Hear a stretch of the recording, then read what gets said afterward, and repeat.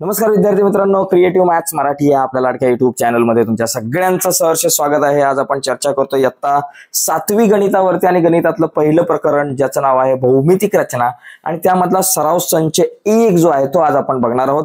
तर त्यातले काही प्रश्न आहेत, तर इथे आकृत्या आपल्याला काढायच्या आहेत। भौमितिक रचना हे प्रकरणाचं नाव आहे, त्यामुळे इथे आपल्याला आकृत्या कशा काढायच्या ते आपण बघणार आहोत। तर बघा इथं मित्रांनो, पहिला प्रश्न आहे, दिलेल्या मापांचे रेषाखंड काढा व त्यांचे लंबदुभाजक काढा। अतिशय सोपा प्रश्न आहे। तर याच्यामध्ये तीन या ठिकाणी आपल्याला प्रश्न दिलेत, 5.3 सेमीचा रेषाखंड, 6.7 सेमीचा आणि 3.8 सेमीचा। तर तीनही या ठिकाणी आपण काढून घेऊयात। सगळ्यात आधी या ठिकाणी पहिला 5.3 सेमीचा रेषाखंड आपण काढू आणि त्याचा लंबदुभाजक काढू। बघा एकदम सोपं आहे। आधी या ठिकाणी 5.3 सेमी लांबीचा एक रेषाखंड व्यवस्थित असा काढून घ्यायचा आहे। ओके, हा अशा प्रकारे आपण 5.3 सेमी लांबीचा रेषाखंड काढला, तुम्हाला व्यवस्थित दिसत असेल। आता काढल्यानंतर त्याला काहीतरी नाव द्या। समजा आपण या रेषाखंडाला ए बी असं या ठिकाणी आपण नाव देऊयात। आता ह्याचा लंबदुभाजक काढा। लंबदुभाजक काढणं हे खूप सोपं असतं। त्यासाठी काय करायचं, आपण या कंपासमध्ये आता ए बी हा 5.7 सेमीचा आहे, तर इथं पटकन 5.7 सेमी असं लिहून टाकायचं। तर या कंपासमध्ये एबीच्या निम्म्यापेक्षा जास्त अंतर घ्यायचं साधारणतः, आणि हे अंतर घेऊन एक वर कंस मारायचा आहे असा आणि एक खाली कंस मारायचा। ठीक आहे, हा वर आणि खाली कंस मारल्यानंतर सेम तसंच बी वर कंपासचा टोक ठेवून एक वर कंस मारायचा आहे आणि एक असा खाली कंस मारायचा। ठीक आहे, म्हणजे आपण जास्त काय नाही केलं, ए वर एक कंपासचा टोक ठेवला, असा वर एक कंस मारला आणि एक कंस आपला खाली मारला। तसंच बी वर कंपासचा टोक ठेवून असा वरून एक कंस मारला आणि एक कंस आपला असा एक खालून एक मारला। ठीक आहे, आता दोन कंसांचे इथं दोन छेदनबिंदू, इथं खाली एक छेदनबिंदू आणि वर एक छेदनबिंदू आपल्याला जो मिळालेला आहे। तर यांना जी जोडणारी रेषा असणार आहे तो आपला या ठिकाणी लंबदुभाजक असणार आहे। तर इथून अशा प्रकारे आपण ही रेषा काढू। आता ही रेषा काढल्यामुळे काय झालं, हा लंबदुभाजक झाला। लंबदुभाजक म्हणजे काय, इथं लंब असणार, हा 90 अंशाचा कोन काढणार आणि या AB चे दोन समान भागामध्ये तो काय करणार, विभाजन करणार। तर अशा प्रकारे मित्रांनो ही आकृती काढायची, अतिशय सोपा आहे। आणि त्याचप्रमाणे पुढची आकृती पण, आता इथं बघा 6.7 सेंटीमीटर लांबीचा रेषाखंड काढायचा आहे। तर घ्यायचं इथं 6.7 सेंटीमीटर अंतर घ्यायचं पट्टीमध्ये मस्त। ओके, आता या रेषाखंडाच्या इथे लिहू बाबा 6.7 सेंटीमीटर। ऍक्च्युली इथं 5.7 घेतलं, 5.3 आहे, मी चुकून 5.7 घेतलेलं आहे, पण 5.3 सेंटीमीटर तुम्ही घ्या। पण अशीच साधारणतः आपल्याला आकृती काढायची। इथं 5.3 आहे, पण मी चुकून 5.7 घेतलं।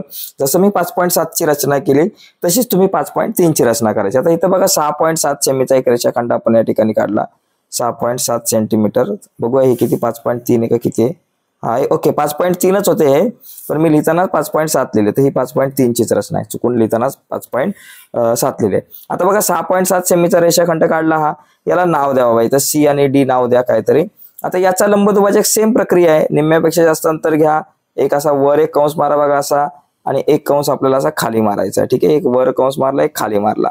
त्यानंतर डी वर कंपासचा टोक ठेवा, सेम प्रक्रिया आहे, एक वर कंस मारला आणि तसंच करून अशा प्रकारे बघा इथून असा खाली एक कंस मारायचा छानपैकी। हे दोन कंस मारल्यानंतर इथे आपल्याला असे दोन छेदनबिंदू मिळाले, हा एक मिळाला, हा एक मिळाला। या दोघांना जोडणारा एक रेषाखंड, यांना दोघांना जोडणारी एक अशी मस्त रेषा काढा। ओके, हा झाला आपला एक लंबदुभाजक। तर अशाच प्रकारे आपल्याला हा जो तिसरा लंबदुभाजक आहे त्याच्यामध्ये 3.8 सेमीची आपल्याला या ठिकाणी काय करायचे, एक रेषाखंड काढायचा 3.8 सेमी। इथून 3.8 सेमी कंपास मध्ये अंतर घेऊया, साधारणतः 3.8 सेंटीमीटर, छोटच आहे, सॉरी 3.8 सेंटीमीटरचा एक रेषाखंड काढूयात असा। हे बघा 3.8 सेमी, याला नाव द्या पी क्यू वगैरे काहीतरी, छोटा झाला हा पी आणि क्यू। Okay, 3.8 centimetre. ओके, इथं लिहूयात आपण। आता याचा लंबदुभाजक एकदम सोपं आहे, निम्म्यापेक्षा जास्त अंतर घ्या, एक वर कंस मारायचा आणि एक कंस असा खाली मारायचा आपल्याला। ठीक आहे, मारला।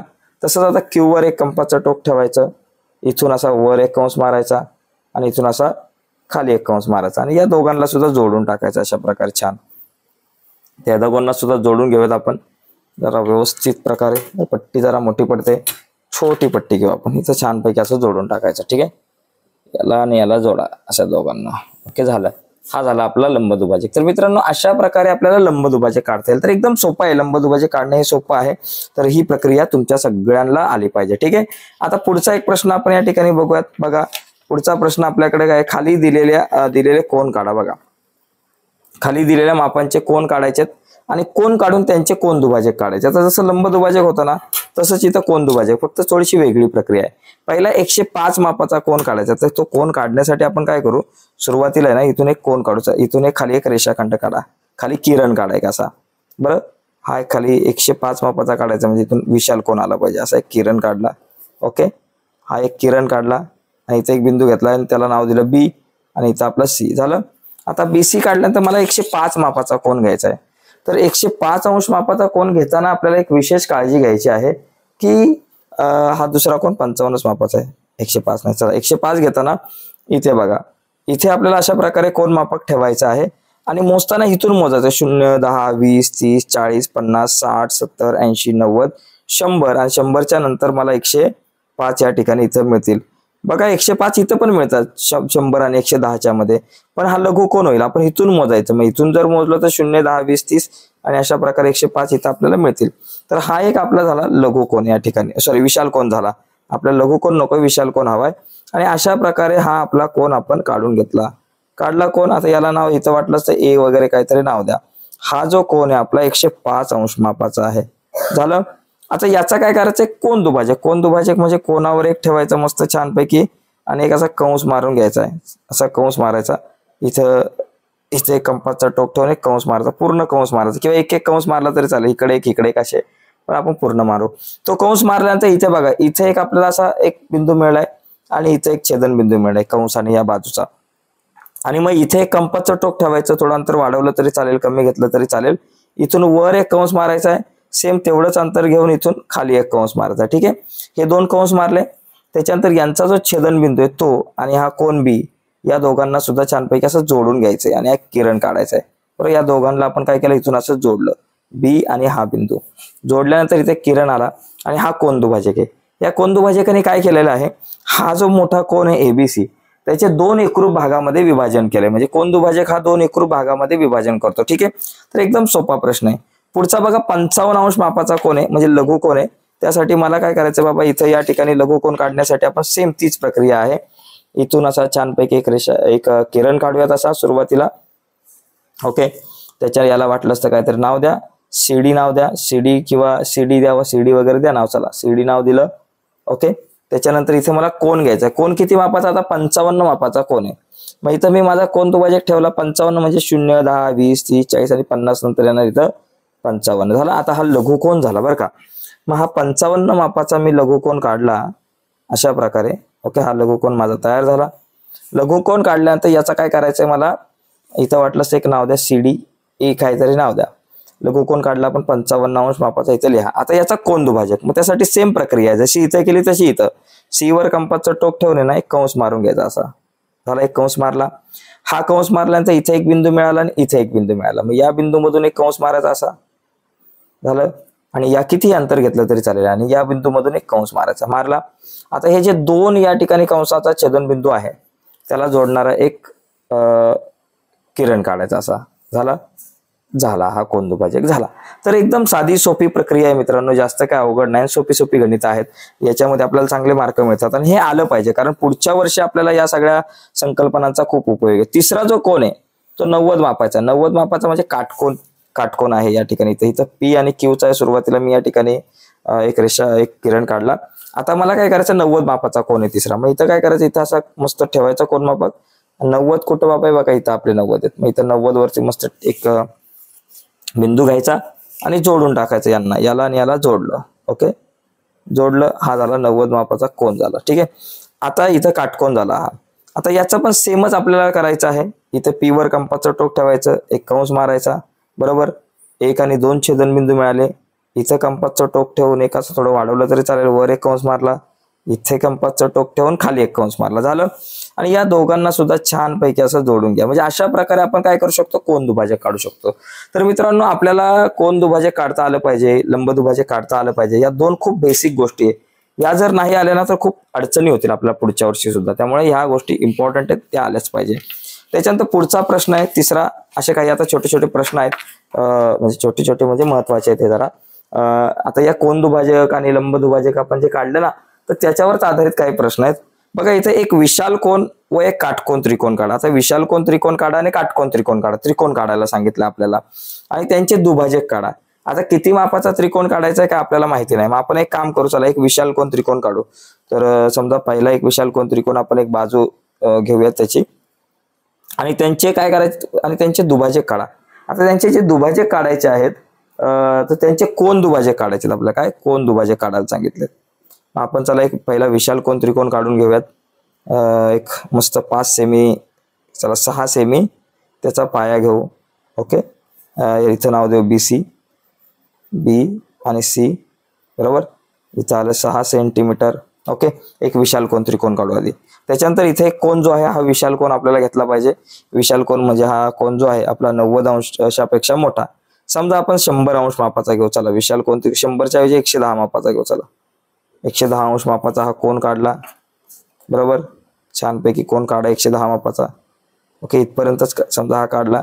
आणि त्याच्यानंतर एक काम करू, ही जी बाजू आहे ही जशी 6 सेमी आहे तशीच ही पण एक दुसरी अजून एक बाजू आपण घेऊ. ती किती बाबा, समजा ती पण 5 सेमीची वगैरे आपण समजा घेऊया ती बाजू. समजा ही बाजू 5 सेमीची घेतली, इथं कंस मारला 5 सेमीवरती आणि ह्याला नाव दिलं A. ठीक आहे, A नाव दिलं, छानपैकी नाव दिलं A. आणि आपण आता या दोघांना सुद्धा जोडून टाकू. AC ला जोडा, हा C आणि आपला A, या दोघांना जोडून टाका. म्हणजे हा माझ्याकडे एक त्रिकोण झाला A, B आणि C. आता हा जो कोन आहे आपला किती मापाचा बाबा, 110 मापाचा होता. ठीक आहे, त्याच्यानंतर ही बाजू जी आहे ती 5 सेमीची होती आणि ही 6 सेमीची.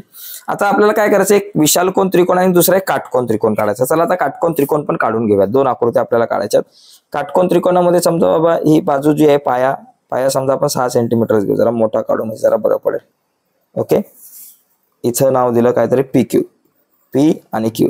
ठीक आहे, 6 सेंटीमीटर. ओके, आणि त्याच्यानंतर इथे बघा, इथे असा 90 मापाचा कोन घेऊ. छानपैकी झाला. आता हा 90 मापाचा कोन काढला. हा, आणि इथे ही जी लांबी आहे ती 5 सेंटीमीटर घेऊ किंवा 4 सेंटीमीटर, किती घ्या, मी घेतो 5 सेंटीमीटर. P वर कंपाचं टोक ठेवून 5 सेंटीमीटरवर कंस मारला आणि त्याला इथं नाव देऊयात R. अशा प्रकारे हा एक काटकोन त्रिकोण या ठिकाणी मी काढलेला आहे. ठीक आहे, आता एक काटकोन त्रिकोण आणि एक विशाल कोन त्रिकोण, 2 त्रिकोण माझ्याकडे आलेत. आता मला काय करायला सांगितलं की त्यांचे कोन दुभाजक काढा आणि प्रत्येक त्रिकोणातील कोन दुभाजकांचा संपात बिंदू काढा. आता संपात बिंदू म्हणजे काय, जे कोन दुभाजक ज्या ठिकाणी एकमेकांना छेदतात तर तो बिंदू. आता कोन दुभाजक म्हणजे 3 काढायचे प्रत्येक कोणाचे या ठिकाणी. त्यांचे कोन दुभाजक म्हणजे काय, या ठिकाणी त्रिकोण काढले. तर या ठिकाणी आपल्याला काय करायचं, या प्रत्येक त्रिकोणातील कोन दुभाजकांचा संपात बिंदू काढा. ओके, त्यांचे कोन दुभाजक काढायचेत आपल्याला. तर आता आपण आधी काय करू, यांचे कोन दुभाजक या ठिकाणी आपण काढून घेऊयात. ओके, एक विशाल कोन त्रिकोण व एक काटकोन त्रिकोण काढा. प्रत्येक त्रिकोणातील कोन दुभाजकांचा संपात बिंदू काढा. ओके, आणि प्रत्येक त्रिकोणातील संपात बिंदू कोठे आहे हे आपल्याला बघायचं. चला यांचे कोन दुभाजक काढून घेऊ. आता हे संपात बिंदू आतमध्येच असतील बघा. कोन दुभाजक असा मस्त हा एक याचा कोन दुभाजक काढू. इथे थोडस इकडे एक कंस मारा, इथे एक कंस मारा. कोन दुभाजक कसं काढायचं ते आपण मगाशी बघितलंय. B वर कंपाचं टोक ठेवून असा कोन दुभाजक काढला. ओके, मग इथे 2 बिंदू मिळाले. इथून एक वर एक कंस मारला आणि इथून परत एक वर कंस मारला आणि ह्या B मधून एक किरण काढूयात असा. ओके, हा झाला एक कोन दुभाजक झाला. आता याचा C चा एक कोन दुभाजक काढू. 3ही कोन दुभाजक काढायचे. C चा एक काढू. एक कंस मारला, छानपैकी मारला. नंतर इथून एक वर एक कंस मारला असा आणि परत इथून परत दुसरा एक वर कंस मारला. आता या दोघांचा जो छेदनबिंदू आहे इथे, अशा प्रकारे आपण हा छेदनबिंदू काढला. ओके, झाला. आता तिसरा कंस बघा, इथं तिसरा, इथून एक कोन दुभाजक काढायचा आहे. A मधून एक असा मस्त कंस मारला. कंस मारल्यानंतर इथं 2 बिंदू मिळाले. हा एक बिंदू आणि हा बिंदू. मग इथून इकडे कंस मारा, तेवढंच अंतर घेऊन इथून इकडे कंस मारा. अंतर सेम घ्यायचं दोन्ही वेळेला आणि या दोघांना जोडून टाकायचं मस्त.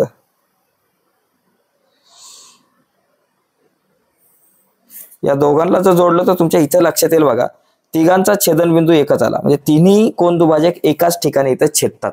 ओके, मग याला आपण काय म्हणतो, संपात बिंदू. हे तिन्ही कोन दुभाजक जिथे एकमेकांशी छेदतात त्याला आपण म्हणू शकतो संपात बिंदू. ठीक आहे, आता याच्यानंतर आता काटकोन त्रिकोणाचा पण आपण या ठिकाणी काढूयात. तसंच सेम टू सेम तसेच 3 कोन दुभाजक काढा.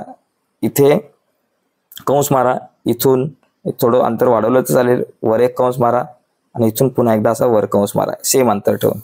आता त्याच्यानंतर इथून एक आपल्याला कोन दुभाजक असा काढता येईल. हा एक कोन दुभाजक झाला. चला बाबा, इथून हा एक कोन दुभाजक झाला. आता इथे बघा, याचा एक कोन दुभाजक काढू.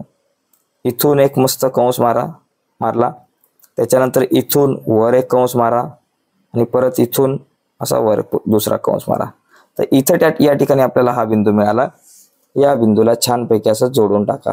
हा बिंदू आणि हा कोन याच्यातून जाणारा एक किरण आपण काढला. झाला. आता तिसरा कोन दुभाजक इथून क्यू मधून काढायचा आहे. एक कंस मारला, परत इथून आपल्याला वर एक कंस मारला, इथून पुन्हा एकदा असा वर कंस मारला. आता हे कसे काढायचे कोन दुभाजक आपण मगाशी बघितलेत आणि तुम्हाला माहिती आहे.